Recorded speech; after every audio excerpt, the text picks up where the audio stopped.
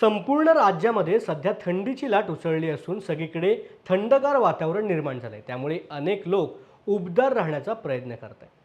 आपल्या देवालाही उबदारपणा मिळावा म्हणून जेजुरी येथील खंडोबा देवाचे मानकरी आणि मल्हार राज्य प्रतिष्ठानचे संचालक अध्यक्ष हरिदास आणि त्यांच्या पत्नी हर्षदा रत्नपारखी यांनी स्वतःच्या हाताने बाराबंदी देवाची पगडी अशी वस्त्रे तयार करून मल्हारी मार्तंड देव, म्हाळसा देवी आणि इतर देवदेवतांच्या मूर्तीला उबदार वस्त्रांचा साज चढवलाय।